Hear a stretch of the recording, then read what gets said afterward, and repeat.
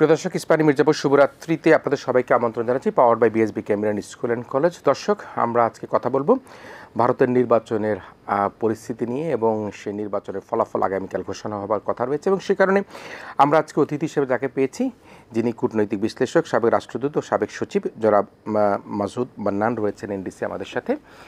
আমরা জনাব মাসুদ মান্নানকে প্রথম আমাদের এই অনুষ্ঠানে পেয়েছি। আপনাকে স্বাগত জানাচ্ছি আমাদের এটিএন বাংলার পক্ষ থেকে আমাদের অনুষ্ঠানে প্রথম যুক্ত হওয়ার জন্য। একই সাথে আমাদের সাথে আরেকজন কূটনৈতিক বিশ্লেষক রয়েছেন, আমাদের বন্ধু ডিপ্লোম্যাটিক করেসপন্ডেন্ট অ্যাসোসিয়েশন বাংলাদেশ ডিকাবের সাবেক সভাপতি এবং দৈনিক যুগান্তরের চিফ রিপোর্টার জনাব মাসুদ করিম রয়েছেন আজকে আমাদের সাথে। আমরা পুরো অনুষ্ঠান জুড়ে কথা বলবো প্রিয় দর্শক ভারতের নির্বাচনের ফলাফলের আর মাত্র ঘণ্টা গণা বাকি, এবং আমরা দেখেছি মোদী সাহেব বোধহয় ধ্যানে বসেছেন কিনা, ধ্যানে বসেছেন এবং দুপক্ষই বেশ যার যার অবস্থান থেকে তাদের অবস্থানগুলো বলার চেষ্টা করছেন। আমি মিস্টার মাসুদ মান্নান আপনাকে দিয়ে আলোচনাটা শুরু করি যে 19 এপ্রিল শুরু হয়েছিল, 1 জুন শেষ হয়েছে, 4 তারিখ অর্থাৎ আগামীকাল সেই ফলাফল ঘোষণা করবার কথা রয়েছে। 144,17,19,000 জনসংখ্যার 97 কোটি হচ্ছে ভোটার, এবং 44 দিন ধরে 7 দফার নির্বাচন হয়েছে। এখন ফলাফল ঘোষণার আগেই স্থানীয় গণমাধ্যমগুলো যদি বুথ জরিপ বলে, বুথ জরিপ, সেটাকে বাংলাদেশের মধ্যে বুথ জরিপ খুব একটা নাই এরকম, ভারতীয় বুথ জরিপ দেখি বা উন্নত রাষ্ট্রগুলিতে দেখি, সেখানে বলা হচ্ছে যে কেউ বলছেন যে মোদির জয় জয়কার, আবার এটা কিন্তু প্রত্যাখ্যান করেছেন বিরোধী পক্ষ। আপনি ভারতের নির্বাচনের ফলাফলে নিয়ে আপনার বিশ্লেষণ কি এবং মনে হয় কি হতে যাচ্ছে? ধন্যবাদ আপনাকে, এবং প্রথমবারের মতো মির্জাপুর শুভরাত্রিতে আসতে পেরে আমিও অত্যন্ত আনন্দিত। এটা একটা চমৎকার প্রশ্ন, কিন্তু আর ঘন্টা কয়েক যখন বাকি আছে একটু ধৈর্য ধরলেই বা অসুবিধা কী? আমার মতে ভারতে সবসময়ই গণতন্ত্র ঠিকমতো প্র্যাকটিস করার একটা প্রবণতা বা একটা চেষ্টা আছে। কাজেই আমার মনে হয় যে জিনিসটা আপনি যে একটু আগে বললেন, যে অনেকে বিশ্লেষণ করে বলছে যে জয় জয়কার হবে কিনা এটা আমি বলতে পারি না, কিন্তু উনি যেভাবে ভারতকে সামনের দিকে এগিয়ে নিয়ে যাওয়ার জন্যে ওনার রাজনীতির মধ্যে দিয়ে চেষ্টা করেছেন, তাতে এবারও সম্ভাবনা আছে তার জয়লাভের। আবার পাশাপাশি এটাও হতে পারে অনেক বছর থাকার পর যে জিনিসটা দেখা যায়, আমি যেমন কয়েকটা দেশে তো কাজ করেছি, সেখানে দেখা গেছে আপনি যখন একাধিকবার জয়লাভ করেন তখন কোনো এক দুইবারে আপনার বিরোধী দলের সিটেও কিছু বাড়ে, কিন্তু তার মানে না যে আপনার জয় চলে গেছে। কাজে এই ধরনের একটা মিশ্র জিনিসও কিন্তু হতে পারে, যে আপনি ঠিকমতোই জিতলেন, সরকারও গঠন করলেন, কিন্তু বিরোধী দলেও বা বিরোধী জোটেও আরও কিছু আসন বাড়ল। কাজে আপনি যে আমাকে যে প্রশ্ন করলেন, আমার ধারণা যে উনি যে একটা ট্রেন্ড সেট করে ফেলেছেন তার কাজের মধ্যে দিয়ে বা ব্যক্তিত্বের মধ্যে দিয়ে, তাতে এবারও তার একটা সম্ভাবনা আছে। সংখ্যা কি আছে? যদি আপনি আমাদের দীর্ঘকালের যে কূটনীতিক জীবনের যে মানে বিচার বিবেচনা, তার থেকে যদি ব্যাখ্যা করতে বলেন, সংখ্যা অন্তপক্ষে ওনার নিজের জন্য নেই। এখন ওনার গঠন নিয়ে, সেটাই তো বলছি, ওনার বা ওনার সরকার গঠন নিয়ে নেই। এখন ওনার একটা দুটো মন্ত্রী থাকবে কি থাকবে না, আচ্ছা, সেটা তো এক্ষুনি বলা মুশকিল। এবং এই বিশাল ভারতে আপনি বললেন 97 কোটি ভোট, 97 কোটি তো চিন্তাই করা যায় না। সেখানে তো প্রত্যেকটা মন্ত্রীকে আমরা নিজেরাও সবাই চিনি না, চিনি কি না। কাজেই আন্দাজে তাদের সম্বন্ধে মন্তব্য করাটা ঠিক হবে না, বা এরকম মানে কূটনীতি মতো একজন কূটনীতিকের কাজ না। কাজেই আমি যেটা বলবো যে জয়ের সম্ভাবনাটাই বেশি, এবং যেটা বললাম একটু মিশ্র প্রতিক্রিয়া, হয়তো সিটের কম বেশি সেটা হতে পারে, এটা হতে পারে। আমি মাসুদ করিম আপনার কাছে একটু আসছে, এখানেই আমি কতগুলি বুথ ফেরত সমীক্ষার বলি, আপনি আজকে নিশ্চয়ই এই রিপোর্টটা হয়তো ছেড়ে আসছেন, তবে আমি আমার দর্শকদের সুবিধার্থে বলছি। সেটি বলছে যে ইন্ডিয়ান টুডে মাই ইন্ডিয়া একটা তারা পোর্টালে বলছে 381টি আসন পাচ্ছে, যেটা মোদির জোট, ইন্ডিয়া জোট পাচ্ছে 148টি, অন্য 14টি। সি ভোটার সমীক্ষা বলছে 368 পাচ্ছে মোদির জোট, আর ইন্ডিয়া জোট 167টি। এরকম নানা রকম বিচার বিশ্লেষণ করছেন। কিন্তু কংগ্রেসের সিনিয়র নেত্রী সোনিয়া গান্ধী বলেছেন তারা আশা করছেন ভোটের ফলাফল যে বুথ জরিপের যেটি তার পুরোপুরি উল্টাটা ঘটবে। তার এই আশার জায়গাটা তার এই আশার সঞ্চারটা কোথা থেকে হচ্ছে আপনার কাছে কি মনে হয়? ধন্যবাদ। এখানে আগামীকাল সকাল 8টা থেকে 3টার মধ্যে ফলাফল ঘোষণা শেষ হবে। মোটামুটি দুপুরের দিকে 12টার মধ্যে আমরা বুঝতে পারবো যে কারা এখানে জয়লাভ করতেছে। এখানে কয়েকটা বিষয় ফ্যাক্টর আছে, যেমন বুথ ফেরতের রেজাল্ট কিন্তু অনেক সময় মিলে না। ইন্ডিয়ার বিগত কয়েকটা ইলেকশনে রেজাল্টের বুথ ফেরত যে জরিপ, সেই জরিপের সাথে মিলে না। তার বেশ কয়েকটা কারণ আছে। একটা কারণ হলো তারা যে বুথ ফেরতের জরিপটা করে, সেই জরিপটার মেথোডোলজিটা নিয়ে এবং তাদের বিশ্লেষণটা নিয়ে এইগুলি, এবং মনে করেন একটা জায়গায় অনেক ভোট আছে, সেখান থেকে সামান্য স্যাম্পল নিয়ে যে জরিপটা করা হয়, সেই স্যাম্পলটার বিশ্লেষণ বিজ্ঞানসম্মত কিনা, এইগুলি একটা ফ্যাক্টর আছে। সেই সমস্ত কারণে অনেক সময় মিলে না। শুধু এটা যে 100% কারেক্ট সেটা আমরা বলতে পারি না। সেকেন্ড যে জিনিসটা হলো যে এই ধরনের প্রচারণা ইলেকশনের আগে, ইন্ডিয়া শাইনিং 2004-এ প্রচুর প্রচারণা বিজেপির, তখন বাজপেয়ী সরকার ছিলেন। তো তারপরে দেখা গেল সেখানে বিজেপি ব্যাপক হারে হারলো এবং কংগ্রেস ক্ষমতায় গেল, এবং 2014 সাল পর্যন্ত কংগ্রেসই ক্ষমতায় এসছে। এইবার যেটা বলা হচ্ছে যে ব্যাপক প্রচার হচ্ছে যে মোদি তৃতীয় মেয়াদের জন্য প্রধানমন্ত্রী হবেন, এবং সেটা যে ধরনের সংখ্যাগরিষ্ঠতা প্রেডিকশন করা হচ্ছে, এখানে কয়েকটা বিষয় কাজ করছে। একটা হলো যে ওনারা মিডিয়া কিন্তু এখন ব্যাপকভাবে এই বিজেপির পক্ষে আছে। ভারতের সব মিডিয়া লাস্ট মুহূর্তে জি নিউজ একটু চেঞ্জ করছে ওদের ব্যবসায়িক সমস্যার কারণে, দ্বন্দ্বের কারণে, কিন্তু অন্যান্য সকল মিডিয়াগুলি চাপে পড়ে হোক বা ইচ্ছাকৃত হোক, তারা কিন্তু একইভাবে মোদিকে সত্য করছে। আরেকটা হলো যে এখানে উনি হিন্দুত্বকে প্রচুর প্রচার করেছেন, যেটা আপনারা জানেন যে এটা সাম্প্রদায়িক দল বিজেপি, যার প্রধান ভিত্তি হলো RSS। আর থার্ড হলো যে মোদির লিডারশিপটা কিন্তু আর অল্টারনেটিভ অপোজিশনগুলিতে নাই, যেটা 2047 সালে তারা দেশটাকে উন্নত দেশ করবে, যখন ভারতের বয়স হবে 100 বছর। সেই ধরনের একটা ভীষণ যেটা দেখাচ্ছে সেটাই করছে। এই সমস্ত কারণে কিছু কিছু ক্ষেত্রে আশার সঞ্চার হচ্ছে যে মোদি হয়তো আবার আসবেন। কিন্তু এই যে মেজরিটি, এই যেটা বুথ ফেরতে দেখাচ্ছে, সেটা অ্যাবসলিউটলি আমার কাছে খুব অ্যাবসার্ড মনে হচ্ছে। হতে পারে যে বিজেপি কি কিছু আসন পাবে বেশি, আবার এমন হইতে পারে যে বিজেপি হয়তো একতরফা 272টা আসন নাও পাইতে পারে, সেই ক্ষেত্রে এনডিএ সহায়তা লাগতে পারে। বাট সব মিলিয়ে 230-এর বেশি এনডিএ জোট পাবে বলে আমার কাছে মনে হচ্ছে না। কারণ অ্যাক্রস দ্য ইন্ডিয়া যদি দেখেন আপনি, এখানে কিন্তু ভ্যারাইটি। আপনি দিল্লিতে আছে বিরোধী দল কেজরিওয়ালের, আবার মুম্বাইতে আছে শিবসেনা বিজেপি মিক্সড, আবার যদি সিটি বেস দেখেন হায়দ্রাবাদ বা চেন্নাই, এগুলিতে কিন্তু লোকাল পার্টিগুলি যেগুলি অপোজিশন সমর্থক তারাই। এই যে ওয়েস্ট বেঙ্গল, সেখানেও কিন্তু মমতা ব্যানার্জির দলই আগে থাকবে আমাদের ধারণা।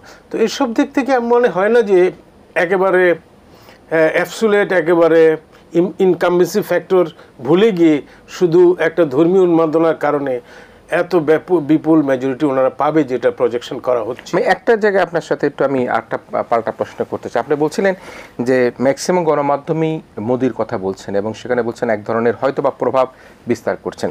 ঠিক একইভাবে কিন্তু যারা বুথ ফেরত জরিপ করছেন, তারা বুথ ফেরত জরিপই কিন্তু হয়তো সংখ্যায় 2-4টি কম বেশি দেখাচ্ছেন।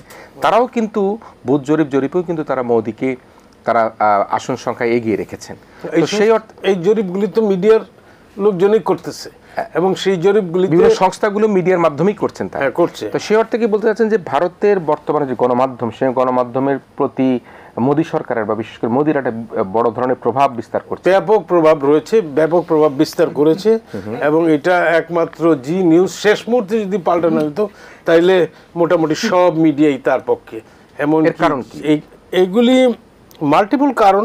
একটা হলো যে কর্পোরেট ইন্ডাস্ট্রিটা খুব বেশি নির্ভরশীল মোদির উপর, কারণ মোদি যেহেতু একটা ধারাবাহিকতা তারা চাচ্ছে, এইটা রিলায়েন্স গ্রুপই বলেন বা আদানি গ্রুপই বলেন বা আদার যেসব বড় বড় জায়েন্টরা আছে, তারপর উনি তো এই সমস্ত ব্যাপারে খুব সহযোগিতা করতেছে।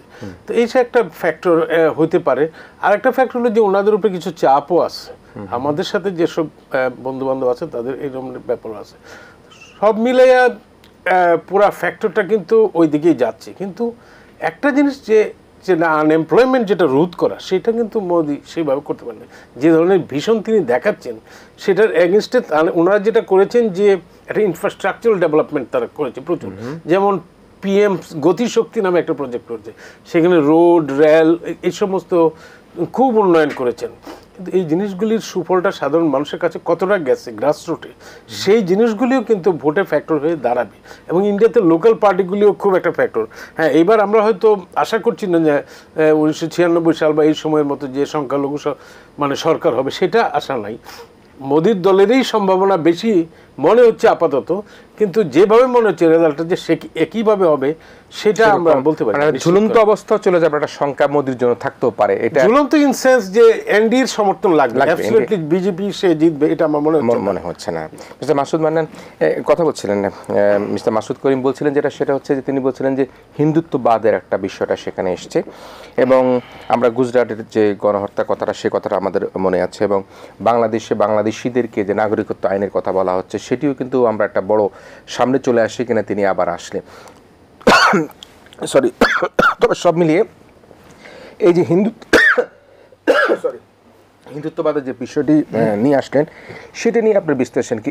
এতে কি মোদিকে কোনো ফেভার করেছে কিনা হিন্দুত্ববাদের পক্ষে তিনি বারবার তার বক্তব্য মন্তব্য করতে গিয়ে? এটা তো শুধু উনি করেননি, তার দল বলে যারা আগেও নেতৃত্ব দিয়েছে তার আগে, বা ওই যেখান থেকে এর জন্ম আরএসএস এর কথা সবসময় তারা করে আসছে। এটা তো নতুন কিছু না, এটা সকলের জন্য জানা।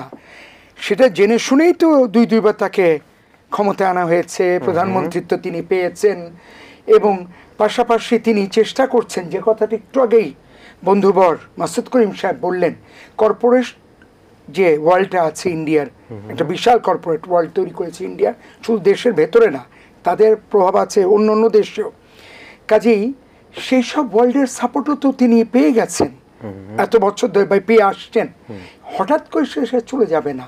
আবার সেই কর্পোরেট ওয়ার্ল্ডের সাথেও তো যুক্ত আছে মিডিয়া, যার কথা উনি বলেছেন। আমিও এটাই বলছি যে আমাদের মানে এটাতে মানে নতুন করে বিশ্লেষণ করার কিছু নাই, এই জিনিসটা ধারাটা অনেক দিন ধরে চলে এসছে। আমি শুধু অ্যাড করব, একটা জিনিস আমাদের খেয়াল রাখতে হবে, পৃথিবীর এখন যেসব বড় দেশ, প্রতিষ্ঠিত দেশ বা ধনী দেশ বা শক্তিশালী দেশ যে নামেই ডাকেন, ম্যাক্সিমাম দেশগুলিতেই কিন্তু, রাজতন্ত্র কথা বলছি না, যেখানে নির্বাচিত হয়ে সরকার আসে, সেটা আপনি ফ্রান্সই বলেন বা রাশিয়াতে একটা নির্বাচন হয়েছে, প্রত্যেক জায়গাতেই কিন্তু যিনি ক্ষমতায় আছেন মানুষই তাকে দীর্ঘস্থায়ী করছে, কারণ মনে করছে স্টেবিলিটির কারণে যেটুকু উন্নতি থাকলে তারা একটু ভালো থাকবে, সে থাকবে। তারা অজানা জিনিসকে নিয়ে আবার এক্সপেরিমেন্ট করা, মানে অজানা মানুষ বলেন বা অজানা একটা ধারা বলেন, খুব বেশি উৎসাহী না। সেক্ষেত্রে আমরা যদি সাবকন্টিনেন্টে তাকাই, শ্রীলঙ্কার দিকে তাকাই, মালদ্বীপের দিকে তাকাই, পাকিস্তানের দিকে তাকাই, সেখানে তো চিত্রটা আবার ভিন্ন ভিন্ন দেখতে পাই। আপনি যদি চীনের কথা বলছেন, রাশিয়ার কথা বলছেন, বা ভারতের কথা যদি বলেন, সেগুলি হয়তো এক ধরনের সিনারিও, যে এক নায়কের আধিপত্যের কথা যদি আমরা ভাবি সেটা হয়তো হতে পারে। না না, এক নায়ক বলবো না আমি আবার এদেরকে। আচ্ছা, এদেরকে এক নায়ক বলবো না, কারণ ভারতে কিন্তু নির্বাচন হয়, জি। কাজেই এখানে এক নায়কতন্ত্র বলে আমরা আজকে ভারত নিয়ে আলোচনা করছি, অন্য অন্য দেশের সাথে মিলিয়ে ফেলা ঠিক হবে না। আর আপনি যে মানে ভারতের তুলনায় লোক সংখ্যা এবং রাষ্ট্রের সাইজে ছোট বা দেশ হিসেবে নতুন, তাদের সাথে ভারতের তুলনা করলেও হবে না যে তাদের দেশে কেন এরকম হলো। আমরা যদি আমাদের অন্য আশেপাশের দেশগুলিকে বিশ্লেষণ করি, কোনো জায়গায় বহু বছর ধরেই সেখানে আমরা জানি গণতন্ত্রের চেয়েও কি বেশি শক্তিশালী। এটা একটা ডিপ্লোম্যাটের মুখে নাই বললাম, আপনি নিজেও জানেন একজন প্রতিষ্ঠিত সাংবাদিক হিসেবে। আর ওই দিক থেকে ক্ষুদ্র দেশেও মাঝে মাঝে যে চেঞ্জগুলি এসছে, সেগুলিও এসছে কিন্তু পলিটিক্সের চেয়ে বেশি অর্থনীতির কারণে। আপনিও জানেন, আমিও জানি, নাকি ভুল বললাম? নিশ্চয়ই। কাজেই ওই অর্থনৈতিক কারণ বা ইকোনমিক কোঅপারেশনের কারণে ভুল সঙ্গীকে বাছাই করা এবং তাকে ঠিক মতো ট্যাকেল করতে না পারা, যেটা আমরা পেরেছি পদ্মা ব্রিজ তৈরির মধ্যে দিয়ে। আমরা করিনি? পদ্মা ব্রিজ তো এখন একটা বাস্তবতা। মাননীয় প্রধানমন্ত্রীকে এর জন্য কংগ্রেচুলেশন। এই জিনিসটা, আমরা তো বিশাল দেশ না, কিন্তু আমাদের দেশ তো আমরা ঠিকই এগুলি রেখেছি। বহু মানুষ এখন স্টেবিলিটি চায়, ভালো দুটো খেয়ে পরে বাঁচতে চায়, তারা চায় শিক্ষা, স্বাস্থ্য এগুলি ব্যাপারে একটু উন্নয়ন। আমাদের দেশে এর পাশাপাশি আপনি নিজে দেখেছেন আশ্রয়ণ প্রকল্পের মধ্যে দিয়ে কীভাবে ঘরবাড়ি গরিব মানুষের জন্য বানিয়ে দেওয়া হয়েছে, এবং কত রকম পেনশন বলেন বা বিশেষ সামাজিক যে বলয় সে বলয়টি বেশ বড় করা হয়েছে, বাজেটও সেটা আমরা প্রত্যাশা করছি পারবে। এবারও বারবার কথা চিন্তা করছি, এই জন্য আমি মনে করি না ঠিক ইন্ডিয়াকে আপনি যেসব দেশগুলির কথা বললেন তাদের সাথে তুলনা করা ঠিক হবে, কারণ তাদের পুরনো ঐতিহ্য এক না। কিন্তু নেহরুর সময় থেকে শুরু করে আজ পর্যন্ত, নেহরু যদিও তার দলের না যার কথা আমরা আলোচনা করছি, কিন্তু এরা কিন্তু গণতান্ত্রিক ধারা এবং ওই জাতীয় যারা নির্বাচন পরিচালনা করে ওই জাতীয় মানুষদেরকে বসানো, এবং তারপর তারা চেষ্টা করেছে যাদের সাপোর্ট পেলে একটা মানুষ জিতবে, সেটা আপনি নির্বাচনে দাঁড়ান আর একজনই দাঁড়ান, তাদের সাপোর্টটাকেও নিশ্চিত করতে। কারণ এটা ইন্ডিয়াতে এখন একটা কোন ইকোনমি চলছে আপনিও জানেন, আমিও জানি। এখন তো নেহরুর আমলে ইকোনমি চলছে না, এই বর্তমান ইকোনমিতে তো কর্পোরেট ওয়ার্ল্ড এবং মিডিয়া কারা ইন্ডিয়ার সরকারি বলি বা ইন্ডিয়ার সার্বিক পরিস্থিতিকে কন্ট্রোল করছে, এবং যে কটা নাম উনি বললেন, নামও বলে ফেলেন, এবং যারা শুধুমাত্র ভারত নয়, আমি বাংলাদেশেও তাদের প্রভাব আছে এবং সারা বিশ্বে, সারা ওয়ার্ল্ডে, বিশ্ব বলেন, শুধু আমাদের দেশকে মানে পয়েন্ট আউট না করে সারা বিশ্বে মিত্তালের প্রভাবকে বিলেতে নেয়। জি জি জি। হ্যাঁ, বা যিনি এখন ওখানে প্রধানমন্ত্রী, তার ব্যাকগ্রাউন্ডটাও তো এখান থেকে গেছে। ইন্ডিয়ার কথা যদি আপনি এমনকি আমেরিকাতেও ধরেন, আমেরিকাতেও তাদের কি একটা বিরাট ভোট ব্যাংক নেই আমেরিকান প্রেসিডেন্সিয়াল ইলেকশনে বা কংগ্রেস ইলেকশনে?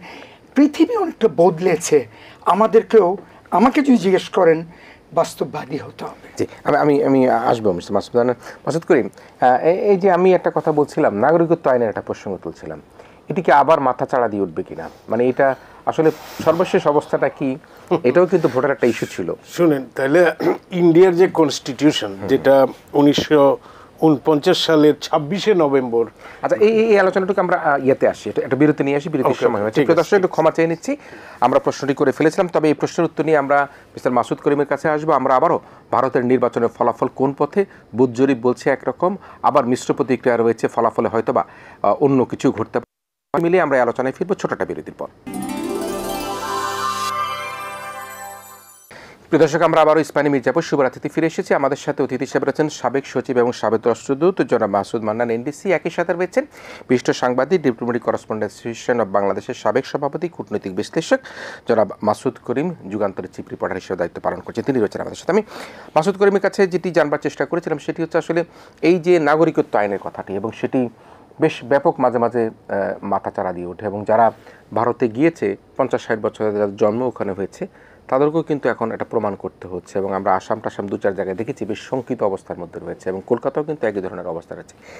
মোদি যতটুকু আপাতত বিশ্লেষণে বোঝা যাচ্ছে, যেভাবে হোক হয়তো মোদি আবার ক্ষমতায় আসছেন, যেভাবে হোক বলতে আমি বোঝাচ্ছি যে কম সিট নিয়ে হোক আর বেশি সিট নিয়ে হোক বা অনেকের সাথে সমঝোতা করি হোক, তো সে অবস্থায় এই নাগরিকত্ব আইনটাকে আবার মাথাচাড়া দিয়ে উঠবে কিনা, আপনার কাছে কি মনে হয়? এটা আমি একটু ব্যাকগ্রাউন্ড দিয়ে শুরু করতে চাই, যেটা হলো যে 1949 সালের 26শে নভেম্বর ভারতের যে কনস্টিটিউশন প্রণীত হয়েছিল, এটা লিখিত কনস্টিটিউশন মানে এটা চেঞ্জ করা যায়, অ্যামেন্ডমেন্ট হয়েছে 100টার বেশি, কিন্তু বেসিক জায়গায় কোনো চেঞ্জ হয়নি।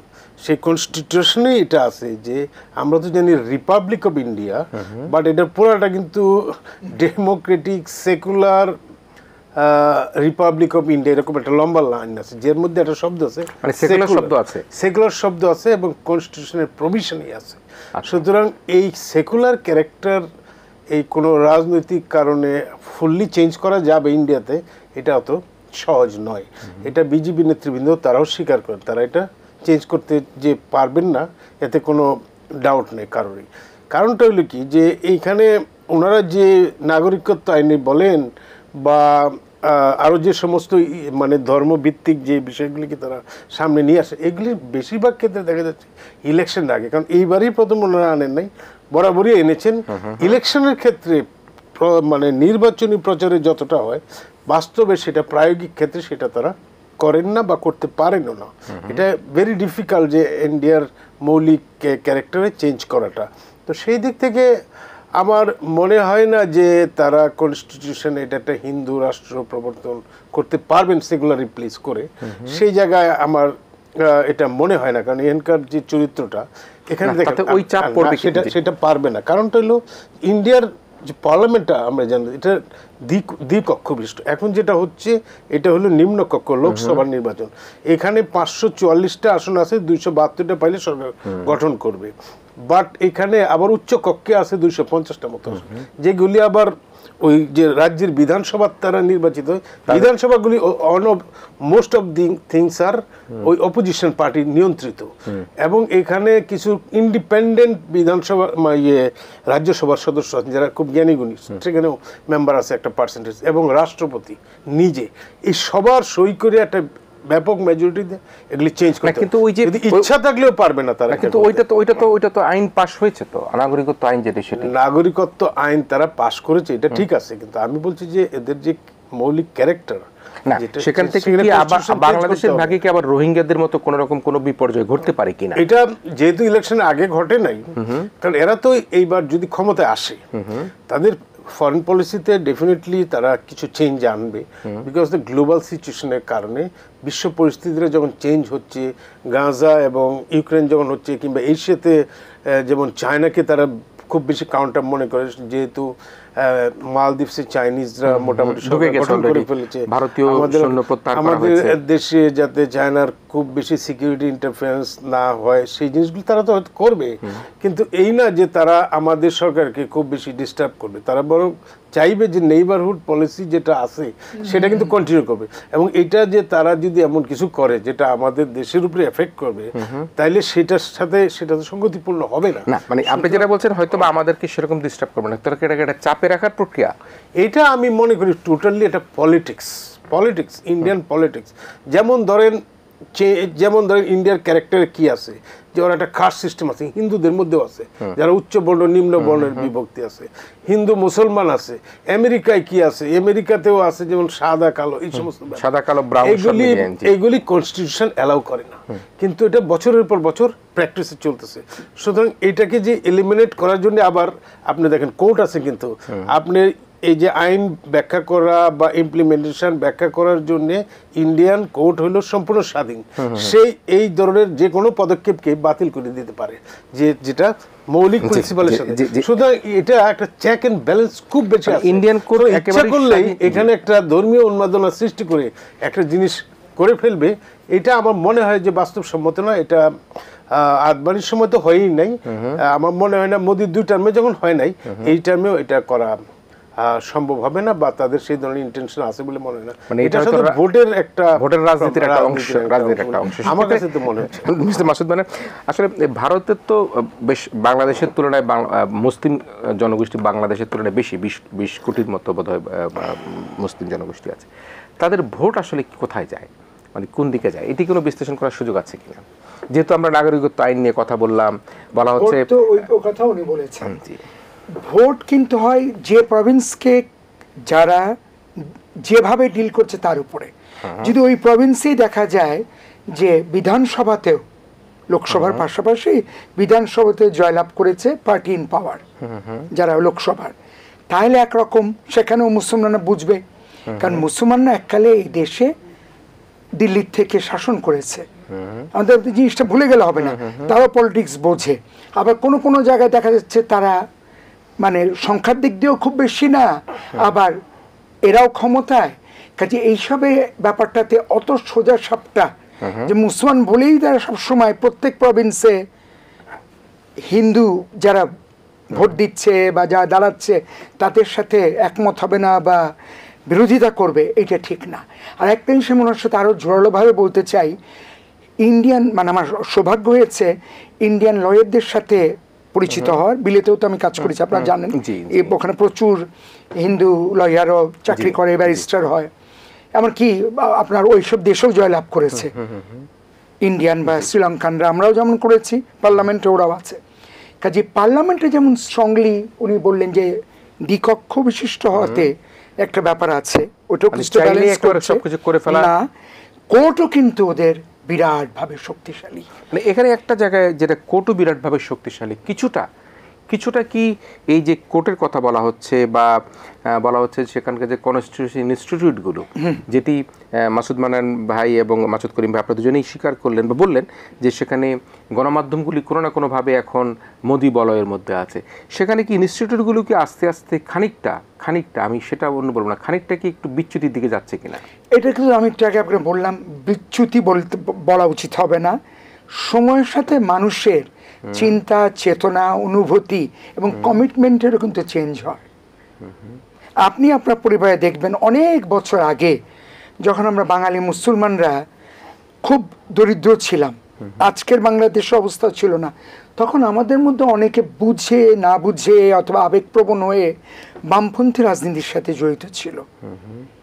বুঝেও গেছে, না বুঝেও গেছে, আবার আবেগপ্রবণ হয়েও গেছে, ভেবেছে একটু কিছু হবে। কিন্তু আজকে দেখবেন তাদের মধ্যেই, নাম বলবো না আমি, এটাও ডিপ্লোম্যাটিক হবে না, অনেক লোকই তার পরবর্তীতে ওই পথ থেকে চলে এসছে আমাদের যে বড় তিনটা দলের মধ্যে ভাগ হয়ে তারা বিচরণ করেছে এবং তারা মিক্সড ইকোনমিকে প্রথমে সাপোর্ট করেছে, তারপর এখন তো পুরোপুরি আমরা যে মানে ধনতান্ত্রিক অর্থনীতি ফলো করছি সেটাকে সাপোর্ট করছে এবং তাদের মধ্যে কেউ কেউ মন্ত্রীও হয়েছে, নাম নাই বললাম। কাজেই আপনার এই জিনিসটা যদি আপনি ইন্ডিয়ার ব্যাপারেও চিন্তা করেন, তাহলে আপনি কেন ধরছেন যে এই জিনিসটা পুরোপুরি হচ্ছে গিয়েছে ওই ইন্ডিয়া আকারে পুরনো যে কনস্টিটিউশন ছিল 49-এর, সেটা পুরোপুরি বিরুদ্ধে গেল না। কিছু কিছু চিন্তা চেতনায় তাদের পরিবর্তন এসছে। যেমন ক্যামেরন কি একটা চিন্তা চেতনায় পরিবর্তন না আসলে কি সে ওই ব্রিক্স করতো? এখন তো সে আবার ঘুরে ফিরে এমনকি পররাষ্ট্রমন্ত্রী পদেও চলে এসছে। কাজেই এককালে যেভাবে ব্রিটিশরা চিন্তা করতো, এখনকারকে ব্রিটেন একদম পুরোপুরি ওইভাবেই চিন্তা করে তো না। তা আপনি ইন্ডিয়ার বেলায় কেমন করে ধরে নিচ্ছেন যে এতদিন হয়ে গেছে, কদিন পর 100 বছর হয়ে যাবে, দেখতে দেখতে চলে যাবে। এখন 2024 আর মাত্র 23 বছর বাকি। এইগুলি কিন্তু চেঞ্জ হয় সময়ের সাথে, পৃথিবীর পরিস্থিতির সাথে, মানুষের চাহিদার সাথে। এবং এই যে আমাদের নন রেসিডেন্ট যারা বাইরে থাকে, তারাও কিন্তু বিদেশ থেকে আমাদের দেশেও যেমন অনেক কিছু শিখে এসে ভালো মন্দ ইমপ্লিমেন্ট করার চেষ্টা করে, ইন্ডিয়াতে তো আরো বেশি তাদের ডায়াসপোরা প্রচুর আছে। একেবারে সংক্ষেপে কথা বলে বিরতিতে যাবো। যে প্রশ্নটি তুলছিলাম, সেখানকারও কি এই ধরনের ইনস্টিটিউটগুলি কিছুটা, আমি প্রশ্নটা নিশ্চয়ই আপনি বুঝে নিচ্ছেন। জি, এটা আপনি যেটা বলছেন যে অপোজিশন থেকে ওনারা করেছিল যে নির্বাচন কমিশনটা মোদির খুব লোকজন বেশি হয়েছে সেখানে, এবং আরও অন্যান্য ক্ষেত্রে অভিযোগগুলি এসছে। যেমন লেটেস্ট যেটা কেজরিওয়াল বললেন যে এতদিন পর্যন্ত ইন্ডিয়াকে সবাই ফলো করতো, বাংলাদেশ ফলো করতো, পাকিস্তান ফলো করতো, অন্যরা ফলো করতো, কিন্তু এখন দেখা যাচ্ছে যে ইন্ডিয়া ফলো করছে বাংলাদেশকে, রাশিয়ার পুতিনকে কিংবা ইমরান খানকে, পাকিস্তানকে। সুতরাং এই জিনিসগুলি উনি তো ইন্ডিয়ার ডেমোক্রেসির যে ক্ষয়ের কথা, এই অভিযোগটা উনি করছেন বাংলাদেশের ভোটের প্রসঙ্গে। কিন্তু আমার কথা হলো যে এই অভিযোগগুলি আসছে, কিন্তু এইগুলির প্রমাণ কিন্তু কেউ এখনো অকাট্য হতে পারে। এবং ইন্ডিয়ার মতো দেশে একেবারে র্যাপিডলি মানে চেঞ্জ করে দেওয়া, এটা বেশ করে যে ইভিএমটা পুরোটা ব্যবহার হয়েছে এবার, ইভিএমের ব্যাপারেও সংশয় কথা তারা বলেছেন অপোজিশন পার্টিগুলি, কিন্তু সেটা কিন্তু কোনো এখন পর্যন্ত প্রমাণ করা সম্ভব হয়নি। যেমন একটা অভিযোগ এসছে যে উত্তরপ্রদেশের ক্ষেত্রে, যে আপনারা জানেন যেখানে 80টির মতো সিট আছে ইউপিতে, সেখানে 62টা এখন আছে বিজেপির, যেখানে বলা হয় যে উত্তরপ্রদেশ যার সবচেয়ে লার্জেস্ট সেরাই ক্ষমতা গঠন করে। তো সেই জায়গায় শোনা যাচ্ছে যে মুসলমানদেরকে ভোট দিতে বাধা দিয়েছে, এই ধরনের অভিযোগ আছে, কিন্তু এইগুলি কিন্তু প্রমাণ সাপেক্ষ। এখন পর্যন্ত কোনো অকাট্য প্রমাণ কিন্তু আসে নাই, কিন্তু যেহেতু অভিযোগটা আসছে, সুতরাং এখানে আপনি যে সংশয়টা প্রকাশ করছেন এটা থেকে তো একেবারে রুল আউট করা যাচ্ছে। মিডিয়া তো কন্ট্রোল বললেন, তাহলে অভিযোগ পাবেন কিভাবে আপনি? না, আমি অভিযোগ তো অপোজিশন পার্টিগুলি করছি, সেই অভিযোগটা আপনি প্রকাশ্যে যেটা পাবেন সেটা তো পাওয়ার সুযোগ না, সেটা আসবে। এত কমে নাই মিডিয়া, এত কন্ট্রোল না। আমি বলছি যে কিছুটা ইনফ্লুয়েন্স তো তাদের আছে, কিন্তু ওরা এখনো যথেষ্ট স্বাধীন, যথেষ্ট প্রফেশনাল, যেটা আমরা মানে এই ক্ষয়িষ্ণু বিশ্বব্যাপী গণতন্ত্রের মধ্যেও একটা লার্জেস্ট ডেমোক্রেটিক দেশের যে প্র্যাকটিস, সেটা কিন্তু তারা এখনো বহাল রেখেছেন। সুতরাং মিডিয়া কন্ট্রোল মানে এমন কন্ট্রোল না যে তাকে একেবারে ধূলিসাৎ করে দিতে পারবে সমালোচনা করলে। জি প্রিয় দর্শক, আমরা আবারও একটা ছোট বিরতি নিচ্ছি। বিরতির পর আবারও ফিরে আসবে ইস্পাহানি মির্জাপুর শুভরাত্রিতে। আমাদের সাথে অতিথি রয়েছেন সাবেক সচিব এবং সাবেক রাষ্ট্রদূত জনাব মাসুদ মান্নান এনডিসি, রয়েছেন কূটনৈতিক সাংবাদিক জনাব মাসুদ করিম। ছোট একটা বিরতি নিচ্ছি প্রিয় দর্শক। প্রিয় দর্শক, ইস্পাহানি মির্জাপুর শুভরাত্রিতে আবারও ফিরে এসেছি। আমাদের সাথে অতিথি হিসেবে রয়েছেন সাবেক সচিব এবং সাবেক রাষ্ট্রদূত জনাব মাসুদ মান্নান এনডিসি, একই সাথে রয়েছেন কূটনৈতিক বিশ্লেষক বিশিষ্ট সাংবাদিক জনাব মাসুদ করিম রয়েছেন আমাদের সাথে। আমরা একেবারে শেষ মুহূর্তের আলোচনাটুকু আসতে চাই। এই যে ভারতের নির্বাচনে বাংলাদেশের মানুষের আগ্রহ কীরকম, আপনার কাছে কি মনে হয়? মানে আমরা কি ভাবছি, আমাদের মধ্যে কি ধরনের, আমরা কি চাই, আমাদের জনগণের ভাষা কি? এখন আপনি এবার জনগণ বলে এটাকে ঠিক করে দিলেন। জনগণের মধ্যে দুরকম আছে। এক হচ্ছে যারা রাজনীতি নিয়ে গল্প করতেই ভালোবাসে, তাদের একরকম আকর্ষণ, তাদের সংখ্যা মানে রাজনীতি বোদ্ধা মানুষজন গল্প করবে, কথা বলবে, চায়ের কাপে ঝড় উঠবে। পার্শ্ববর্তী দেশ এবং আমাদের সবারই পুরুষ একটা বড় অংশ, মানে চাওয়া কি, বাংলাদেশ মানুষের চাওয়া কি? হ্যাঁ সেটাই বলছি, তারা ওইভাবে আলোচনা করবে। আর সাধারণ মানুষ চিন্তা করবে, আপনি যেটা দু একটা মানে চিন্তা করলেন যে একটু সংবেদনশীলভাবে চিন্তা করতে হবে। আবার আমাদের যেই একটা আইন করেছেন ওনারা নাগরিকত্বের উপরে, এটা নিয়ে আমি কিছু ট্রাবলে পড়বো কিনা বা আমার আত্মীয়টা কোনো বিপদে পড়বে কিনা। আবার কিছু কিছু লোক চিন্তা করবে এই যে জিনিসপত্রের দাম কোনো সময় ওঠানামা করে, ওদের দেশ থেকে আমরা এটা আমদানি করি বলে এটা নিয়ে আমার ছোট ক্ষুদ্র ব্যবসায়ী হবে, বড় ব্যবসা হবে, আমার কি কি সমস্যা হতে পারে। আর যারা মানে অন্য মানুষ, মানে এর বাইরে যে গ্রুপ আছে, তারা কি বিশাল সংখ্যক আসলে খুব একটা ইন্টারেস্টেড। ওই টিভিতে দেখছে, খবর চলছে, শুনলাম, দেখলাম, কালকে 3টা পর রেজাল্ট হবে, 2-3 দিন পরে আবার আরেক কোন দেশে কি হলো, তাই নিয়ে তারা আবার আগ্রহ, নতুন দেশের দিকে আবার রিমোট কন্ট্রোল চেঞ্জ করে। অ্যাবসলিউটলি। সো বাংলাদেশের মানুষের আগ্রহটা হচ্ছে একটা বিশাল আকারে যে মানে সারা দেশ জেগে আছে ক্রিকেট খেলা দেখার মতো, বা ওই মানে ব্রাজিল আর আর্জেন্টিনার ফুটবলের মতো। অতটা আমার মনে হয় না, আমরা যতটা বলি ততটা না। জি, মমতার অবস্থা কিভাবে দেখছেন আপনি? মমতা ব্যানার্জি এখন তো এটা একটা ইলেকশনের সময় খুব চাওয়ার ছিল, যেটা ওদের দেশের কনটেক্সটে যেটা একটা অশুভ আতাত, সত্য মিথ্যা জানি না, যে মোদির সাথে যে আমরা হয়তো জাতীয় নির্বাচনে একরকম, আবার প্রভিন্সের ইলেকশনে মমতাই থাকবেন, ন্যাশনালে মোদিকে অন্যভাবে সাপোর্ট টাপোর্ট দিবেন। এগুলি তো রাজনীতির ভিতরে হইতেই পারে, কি হয়েছে না হয়েছে আমরা তো জানি না, কিন্তু ওখানে কিন্তু এই ধরনের একটা কথাবার্তা চালু ছিল, সত্য মিথ্যা জানি না। তা আমি যেটা মনে করি যে এইখানে গুজরাটি কালচার বা আনা ভেরি ডিফিকাল্ট, কারণ ওয়েস্ট বেঙ্গলে মমতা ব্যানার্জির ভিত্তি এত স্ট্রং যে এখানে আবার বিজেপি এখানে আসবে, যেটা নিয়ে আমরা খুব একটা ওরিড ছিলাম গত ইলেকশনে। মোদি নিজে কয়েক দফা আসলেন, এবং এখানে আমাদের যেটা অ্যাম্বাসেডর মাসুদ মান্নান বললেন যে ইন্ডিয়ার ইলেকশনের ব্যাপারে বা ইন্ডিয়ার ব্যাপারে আমাদের আগ্রহের জায়গা একটা এক ধরনের যে লোকজন এখানে চিকিৎসার জন্য যাচ্ছে কিংবা একটা ব্যবসা বাণিজ্য হচ্ছে, সেগুলো তো আছে। তার বাইরে আরেকটা আছে যে আমাদের বর্ডারটা বা আশেপাশে যেন এরকম সাম্প্রদায়িক ব্যাপার সেবার না থাকে। তো মমতা ব্যানার্জি থাকলে সেই জায়গাটা ঠান্ডা থাকে, যে উনি কিন্তু সাম্প্রদায়িক ব্যাপারে না। যদি বিজেপির দল আশেপাশে থাকে তাহলে একটা ট্রাবল সৃষ্টি হইতে পারে। তো সেই জন্যই আমাদের একটা অরিড ছিল গত যখন মানে বিধানসভা নির্বাচনটা হলো। এটা তো তা না। সুতরাং দেখা যাচ্ছে যে মমতা ব্যানার্জির যে ভিত্তি এবং উনি যেভাবে ঘরে ঘরে সমাদৃত, সেই জায়গার দুর্গ ভাঙা খুবই কঠিন। হঠাৎ করে আমরা এই সোশ্যাল মিডিয়ায় সায়ানি নামে একজন মেয়ের দেখি, খুব জোরালো কণ্ঠ মমতা ব্যানার্জির, মমতার পক্ষ নিয়ে এবং তার নানা রকম মন্তব্য বক্তব্য দেখি।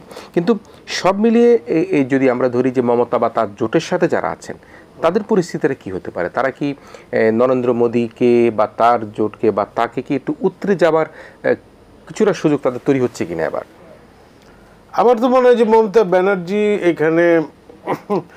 এখানে গত নির্বাচনে ওনারা যেটা আরএসএস থেকে তারা যেটা জরিপ টরিপ করেছে, ওরা তো গবেষণা করে সারাক্ষণ হিন্দু ধর্মের বিকাশের জন্য। তো এই গবেষণায় তারা দেখেছে যে ওয়েস্ট বেঙ্গল এবং তার বাংলাদেশ সীমান্তবর্তী এলাকায় মুসলমানের সংখ্যা বেড়েছে। ওদের ভাষণ, যদিও কোনো জরিপ নাই, ন্যাশনাল কনসেনসাস মানে সেন্সাস ছাড়া, আদমশুমারি ছাড়াই তারা এইসব বলছে যে হিন্দু কমে যাচ্ছে, মুসলমান বেড়ে যাচ্ছে, এই সমস্ত কথাবার্তা বলছে। তার প্রেক্ষিতেই তারা সব এফোর্ট দিয়েছিল। কি পরিমাণ টাকা পয়সা নিয়ে এসছে, এই নিয়ে চাঁদাও তুলেছে। এরা তো চাঁদা মানে এই না চাঁদাবাজি না, আমরা ডোনেশন হিন্দুদের কাছ থেকে যারা ধর্মপ্রাণ, ওই সমস্ত নিয়ে মোদি নিজে এসেছেন কয়েকবার ইলেকশনের আগে। সুতরাং ভেরি ডিফিকাল্ট।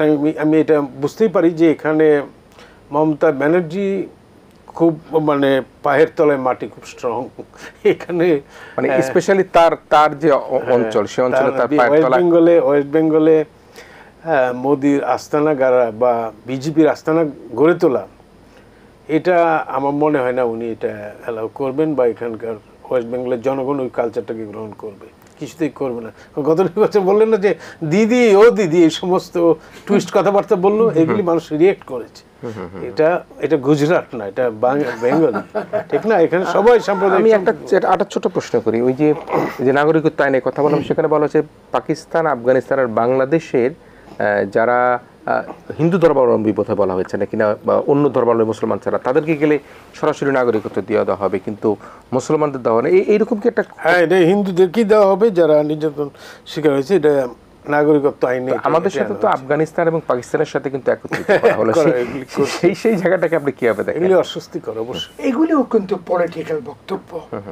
আমি আপনাকে একটা বলি, আমি তখন তাশখান্দে রাষ্ট্রদূত, যেদিন এই নাগরিকত্ব আইন হলো, আমি ঢাকার থেকে কাজ সেরে ওই ইন্ডিয়া হয়ে ফিরছি।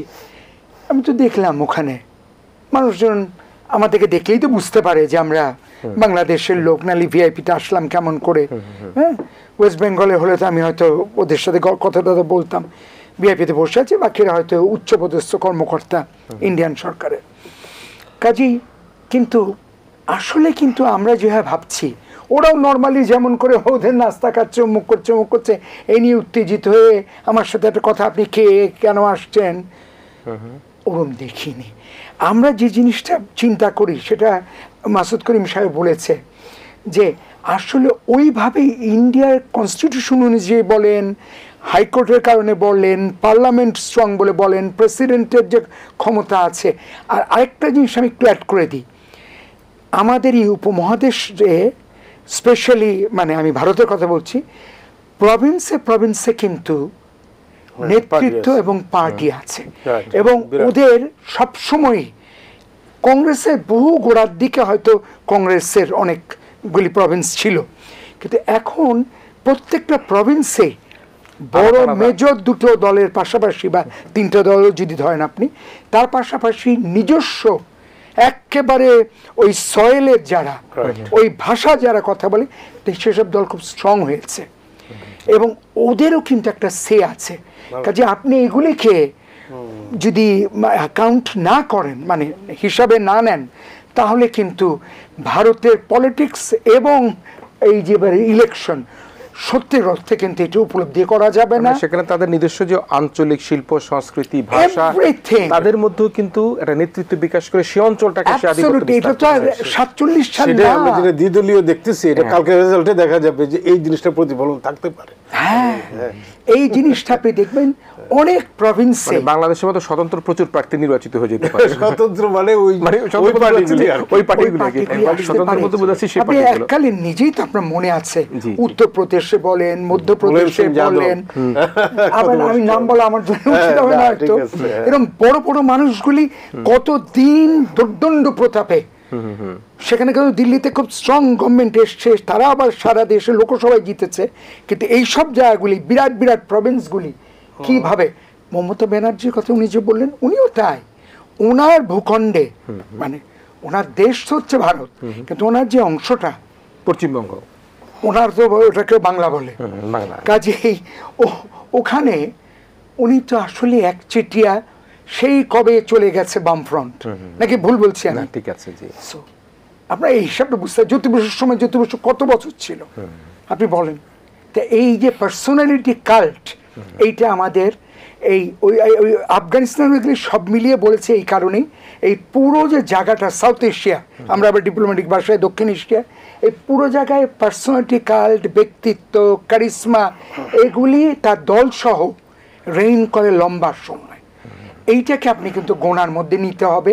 বাকি যতই যে না এটা বোধহয় বেশি করে ফেলছে, এটা আমলাদের দিয়ে করিয়েছে, ওইটি নির্বাচন কমিশনকে দিয়ে করিয়েছে, পার্সোনালিটি কাল্চার একটা বিরাট ব্যাপার আছে, আজকে থেকে তো না, নিশ্চয়ই হাজার বছর ধরে। একটা প্রশ্ন না করলে মাসুদ করিম ভাই, আমরা হয়তো স্যারের কাছ থেকে শুনবো, এই যে রাম মন্দিরের বাবরি মসজিদ যে ইস্যুটি, সেটি কি আবার মনে করেন যে এই যে যদিও আমরা সবাই পজিটিভ, আমরা তো চাই না কোনোভাবে, আমি যেমন আই মাইসেলফ, আমি আমার প্রচুর হিন্দু বন্ধু বান্ধব লেখাপড়া করেছি, আমি জগন্নাথ হলে থেকেছি, জগন্নাথ হলে পূজা দেখেছি, সরস্বতী পূজা দেখেছি, আপনি ঠিক সেম।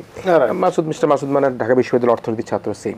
আমাদের মধ্যে সেই ধর্মীয় এরকম ভাবে যে সম্প্রদায়ের ব্যাপার নেই, কিন্তু এই যে ভারতের যে রাম মন্দির এবং বাবরি মসজিদের যে ইস্যুটি, সেই ইস্যুটি কি কোনো কারণে আবার চলে আসার কোনো শঙ্কা আছে কিনা?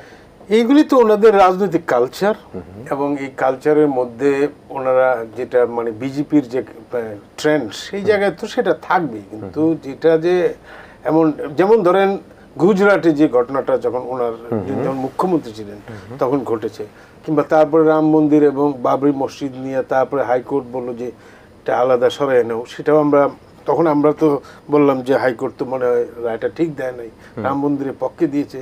আমি এখানকার 2-4 সিনিয়র লয়ারদের সাথে জিজ্ঞেস করছিলাম যে এই রায়টা এরকম হলে ইন্ডিয়ার মতো দেশে সংখ্যালঘুরা প্রোটেকশন পাইলো না, তো ওনারা বললেন যে এটা এক ধরনের প্রোটেকশন এই অর্থে যে জিনিসটা, রায়টা যদি উল্টো হইতো তাহলে রায়টা আরো বেশি হইতো, কারণ ওখানে তো হিন্দুদের মধ্যে একটা ওরা হয়তো একটা রেসপন্সিবিলিটির জন্যই জিনিসটাকে দূরে সরাইছে মুসলমানদের, সেই অর্থে মুসলমানরা প্রোটেকশন পেয়েছে।